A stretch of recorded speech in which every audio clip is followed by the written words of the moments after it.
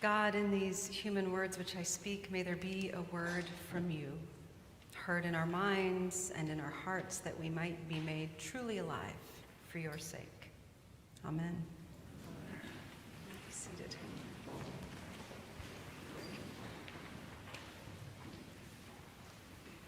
A couple of months ago, my partner Mitch and I went to the newly reopened Air and Space Museum for his birthday, because whereas I am a nerd for theology and the incarnation, among other things, he is a nerd for space travel and military airplanes, among other things. So we were excited. Only when we got to the museum, only the West Wing was actually reopened. It was enough to spend a couple of hours, but we had planned to spend our whole day there. So it was a little disappointing. I guess I neglected to read the fine print when I was planning that birthday celebration. And the gap between expectation and reality meant that we found ourselves a little adrift that day. We had to change plans on the fly. You probably know how that goes.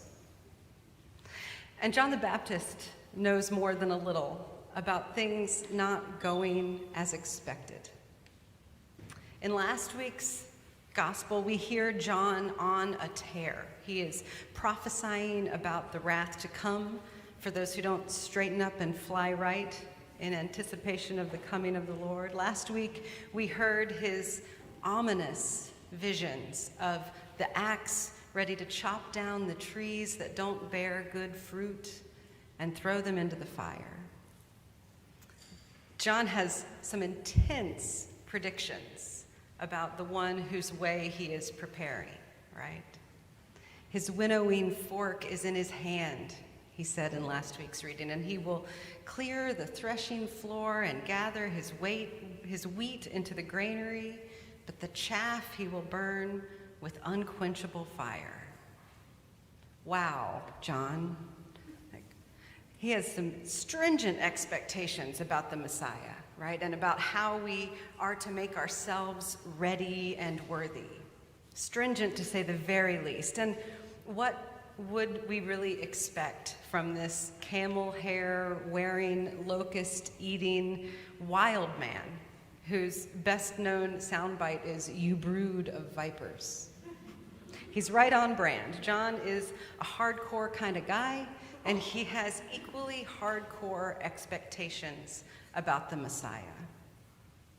So the people of Israel, John included, have been waiting and waiting for the Messiah, right? And waiting some more.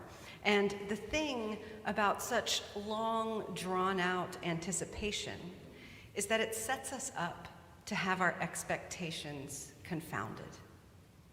Because the longer we wait, the more time there is for our imaginations to sort of fill in all the blanks, right? And the more time for our predictions to solidify into certainties. Have you ever had that experience where you imagined something for so long that it became real in your imagination and then reality just didn't quite match up the way you expected?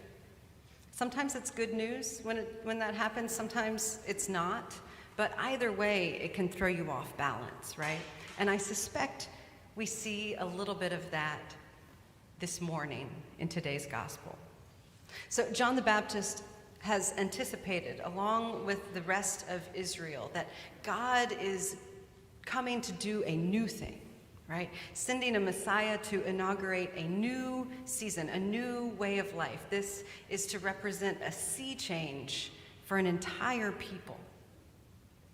And John is so certain that the coming of the Lord that he anticipates is imminent, that he's willing to be completely at odds with the culture around him, right? He's a complete oddball. He is a boat rocker of the first order. John is not one for polite dinner party conversation, right? He's the one in the corner who's railing against the system. He is not content to let things just unfold as they will. He's here to speak up, no matter how unpopular it makes him, right? The Lord is coming and everything will be made right. He will be vindicated. All of these wild prophecies will be confirmed as God's own truth. Fast forward to today's gospel, where we meet John the Baptist in prison. You have to wonder how all his certainty is holding up at this point. He's likely heard reports by now that Jesus isn't as into fasting as John and his disciples are. And he's heard probably that Jesus is accused of enjoying food and drink just a little too much, that he's not all that concerned about keeping the Sabbath, that he's friends with tax collectors and sinners and prostitutes. This Messiah is turning out to be not at all what John expected, right? And after so much waiting and so much certainty of what was coming, where is the axe at the root of the tree? Where is that unquenchable fire? What is Jesus doing dining with the ones he's supposed to be here judging? This is not aligning with John's expectations of what the Messiah is supposed to do. So it's in that context that we hear this question from John to Jesus, right? Are you the one who is to come, or are we to wait for another? We can hear the doubt creep into his voice, right? As he looks around his prison cell, suddenly not so sure this hasn't all been in vain. Are you the one? Today is Gaudete Sunday, which means rejoice in Latin. This third Sunday of Advent, we light the happy pink candle as a symbol of our joy. And this is a season in which we hope and expect to feel joyful, right? Between the Norman Rockwell-esque depictions of the season on TV and on the Christmas cards that are coming in the mail now, to the Hallmark movie specials, to Instagram tips and tricks for a picture-perfect holiday season, not to mention the way that our own sort of nostalgic memories of Christmas time can sometimes crowd out the more pedestrian realities of the holiday. There's almost a sense of pressure to feel joy, right? To be joyful. So what happens when our realities and our expectations don't align? Let's be real. Sometimes joy isn't quite as ready as we would like it to be, right? No matter our expectations or preparations, our determinations. Sometimes things don't turn out just the way we'd hoped and planned and predicted. Sometimes despair is what's available and joy is just out of reach.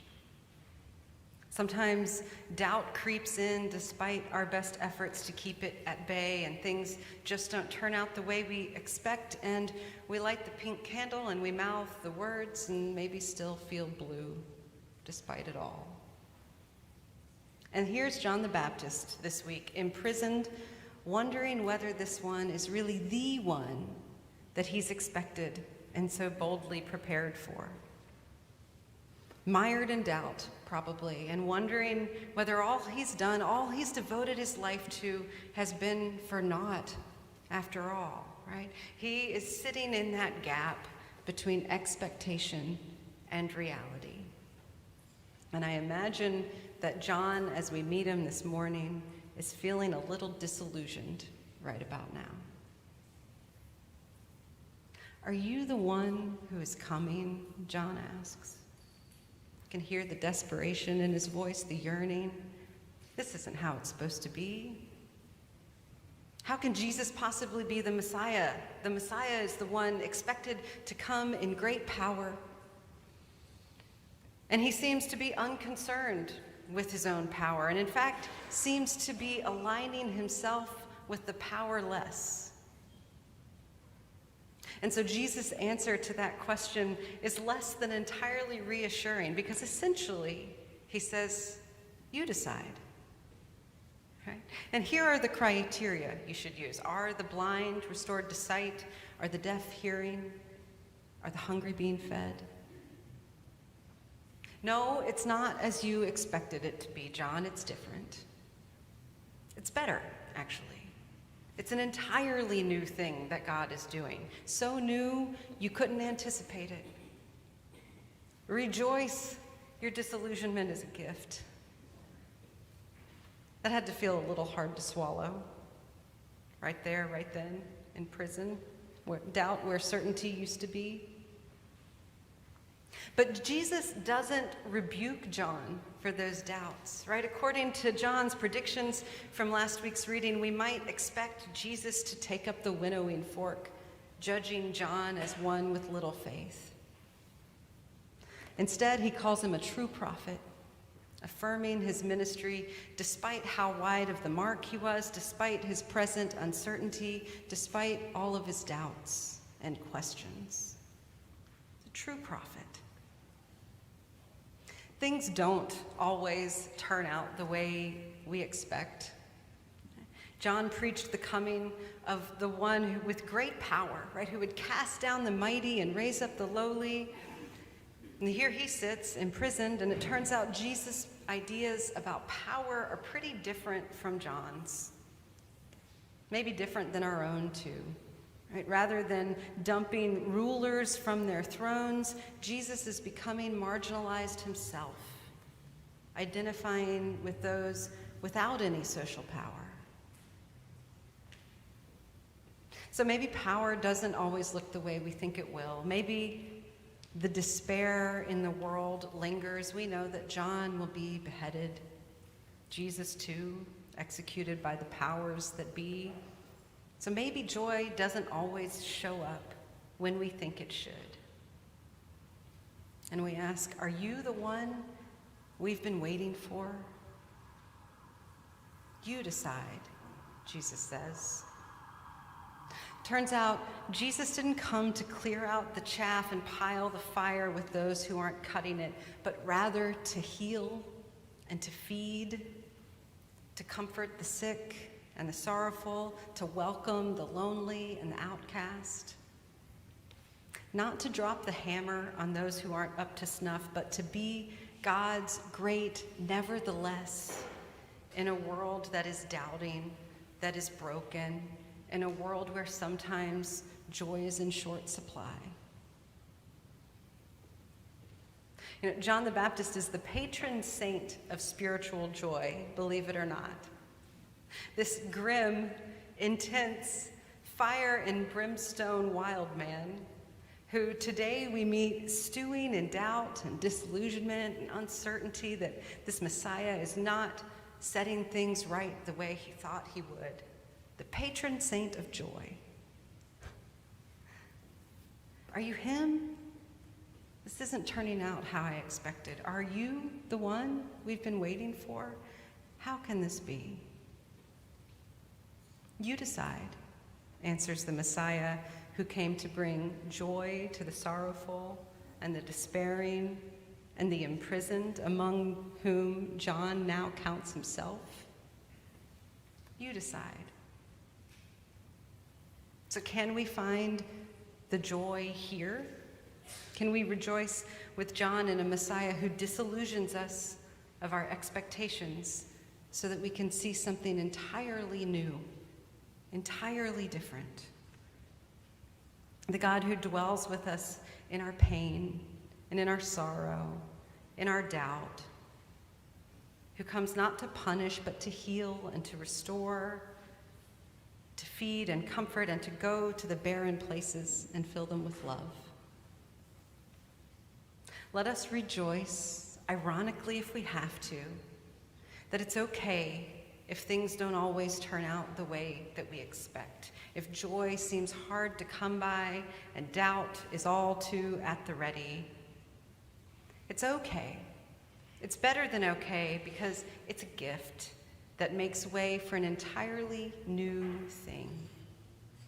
Right? God with us, even in our prisons, our despair, our doubts and uncertainties, even when we're feeling disillusioned. Because Jesus isn't the one who comes to browbeat us for our shortcomings or to require our perfection. He's the one who comes to meet us right where we are, even when that ends up worlds away from where we were expecting to be. Is that reason enough for rejoicing nevertheless?